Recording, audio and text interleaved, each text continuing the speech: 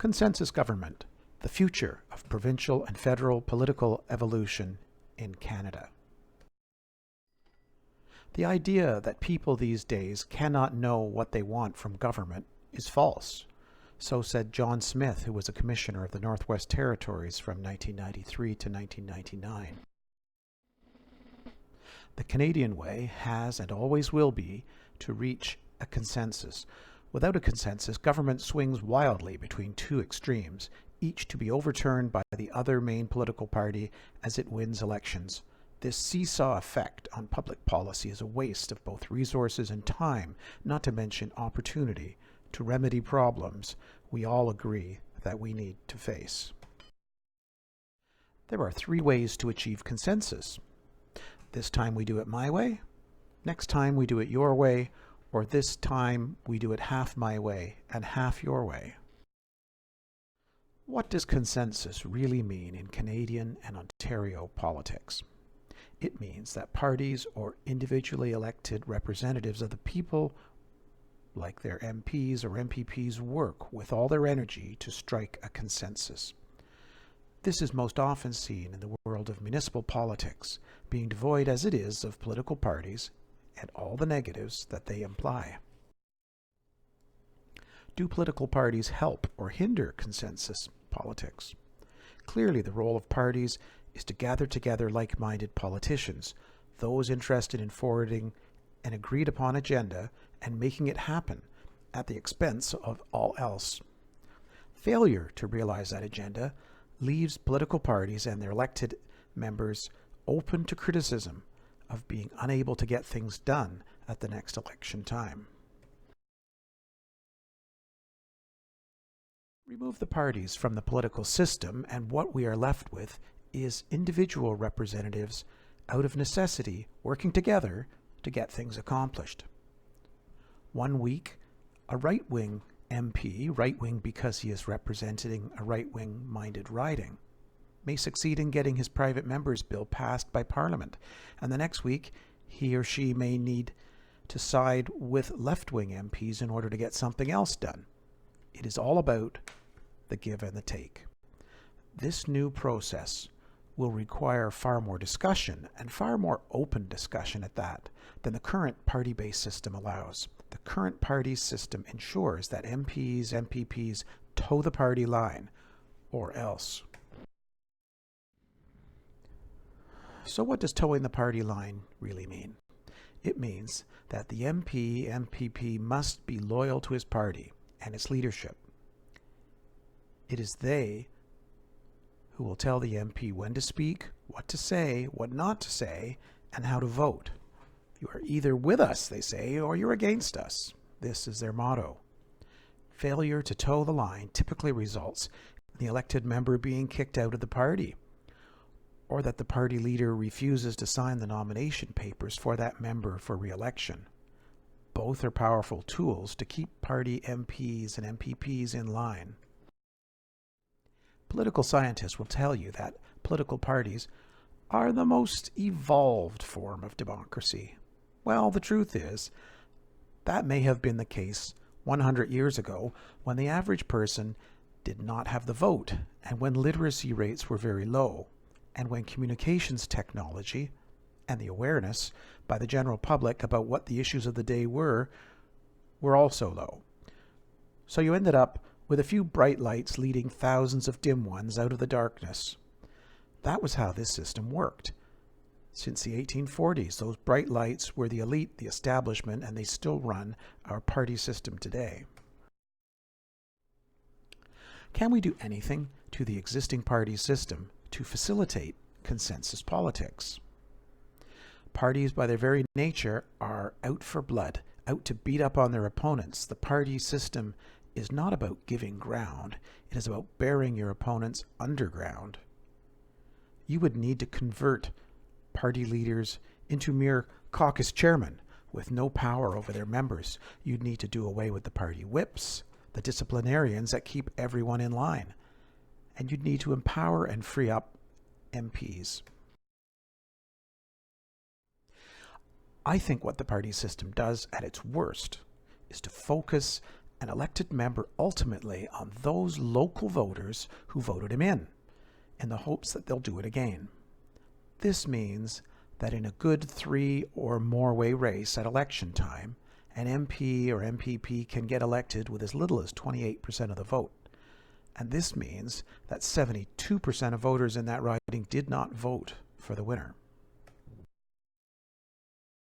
That winner ignores his supporters at his own peril, and yet she is sworn to represent the majority view in his or her riding issue by issue, but usually doesn't. Political parties do not care that the majority view is faithfully represented in parliamentary votes. Their only concern is that party MPs and MPPs vote with the party and support the party's agenda. If the party's concerns match those of the majority of voters in that riding, so be it. But more often than not, they don't. And parties do not really try to take the real pulse in each riding on each issue. Rather, they use certain ridings as examples of support for the party's adopted position on a specific matter, as proof that they are on the right track.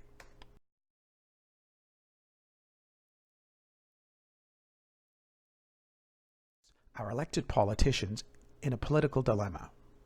Should they ultimately focus on representing the 72% who did not vote for them, or the 28% who did?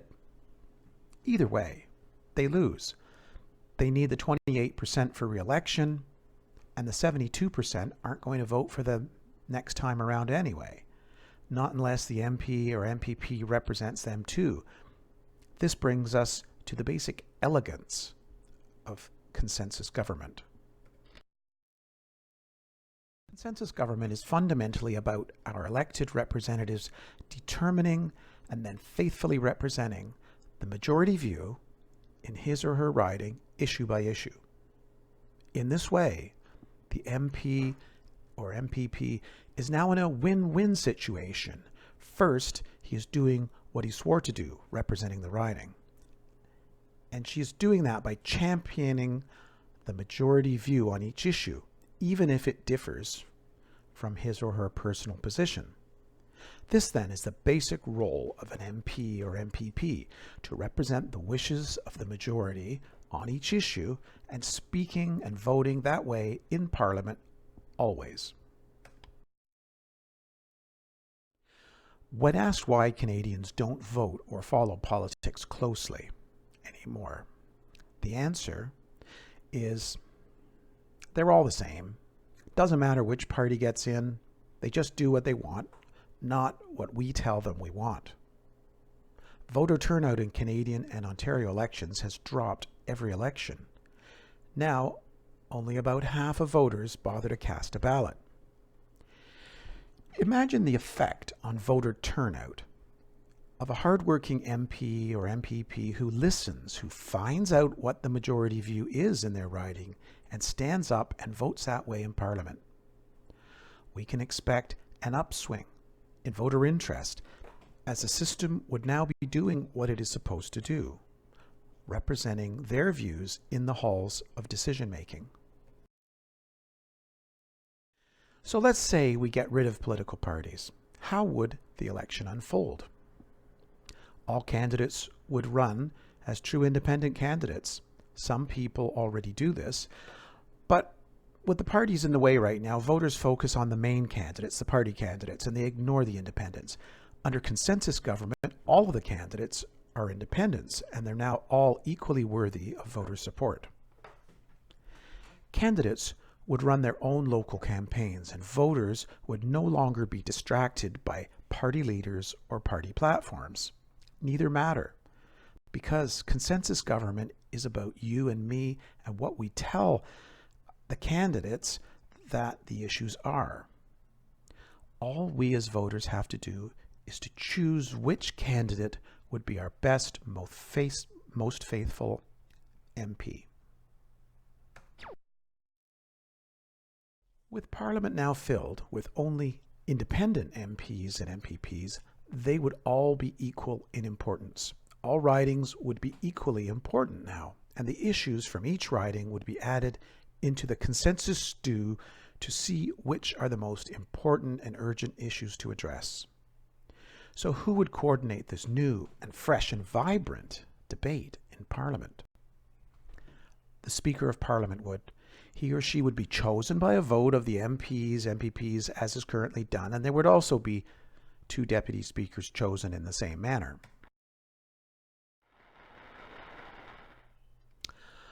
The Speaker would then tackle the first order of business, having the members choose each cabinet minister, and then a prime minister or premier, and later officers of Parliament, or the officers of the legislature, such as the auditor, the ombudsman, and so on. All MPs and MPPs would be eligible to stand for any of these positions. The ones best suited by training, experience, and ability would, by consensus, be chosen by their colleagues. These jobs would be filled until the individual in any of these positions loses the confidence of the House, at which point a vote of all MPs or MPPs would be held again to select a replacement. Those selected for these higher offices would collectively form the government. All the other MPs or MPPs would be Her Majesty's loyal opposition. The government would, as a cabinet, develop a program and budgets and present them individually by department or ministry to the House for approval, which is not the case now. Clearly, as a government would be composed of perhaps 10% of all the MPs or MPPs, they would need to achieve a consensus with about half of the other 90% of the House or legislature to see their budgets approved. Proposed budgets would be examined and debated, and changes put forward and adopted until consensus is reached. Then they move on to the next department's budget. This system prevents omnibus budget bills, which are very undemocratic, from being used by government. Elections would be held every 4 years, rain or shine. Voters would focus solely on electing the best person to represent them. Elections are now no longer about parties and leaders. They're about faithful representation of each riding's priorities. I have often found that a party I did not vote for had a better candidate than the one I did vote for. I felt that person would represent our riding the best. So says Brad Harness, and likely so says yourself. Candidates standing for election in a consensus political system must understand that it is always about faithful representation and not about any specific issues. If we take care of one, the other is taken care of too. A candidate's own pet issues can be put forward only after demonstrating majority support within that riding. No majority support means it does not get raised in Parliament. Under this new consensus government system, political parties, now banned, must understand that while they may end up creating talking associations based on a particular set of interests and goals, these associations would be banned from participating at election time in the Parliament or the legislature. The only ones allowed to raise and spend money at election time are the independent candidates and their riding campaign team. Hypothetically speaking, a consensus decision-making may end up supporting things like peacekeeping, but not overseas combat, ending legal abortions, or not, funding public daycare, or not, eliminating sales taxes or increasing it, cutting support to the CBC, allowing gay marriage. But it really doesn't matter what the specific outcomes are. What truly matters is the decision-making process and the electoral system used to get there. Just because I might not like a policy created through a consensus politics system, it is always the correct outcome at that point in time, provided it is supported by the majority of people in the majority of ridings. How could it be otherwise? Some critics might tell you that it would be chaotic. It would take too long to get things done, and only the things with broad support will get done. Yes, there would be an element of all this. However, consensus government offers us a mature post-political party opportunity as to how to run a better democratic system into the future. Our current political systems, created by and for the wealthy establishment, were created in the early 1800s. And would it not be right that our scarce tax dollars are spent only on those things we can achieve a broad consensus on? In your household, you may want a sports car. She may want an electric car, but you both agree that an SUV is a sensible choice that you can both be happy with. Consensus government is about allowing ordinary voters to decide upon government, its laws and programs, its costs, and the taxation levels that it needs to fund these operations through a partyless system of how we choose our MPs and MPPs. So how do we get there from here? Well, in Ontario, consensus government can easily be achieved by simply removing all references to political parties from the Elections Act and the Elections Finances Act. This could be rapidly accomplished by a majority in the legislature supporting these important changes. At the federal level, Canadian laws governing federal elections need to be similarly changed to remove any reference to political parties.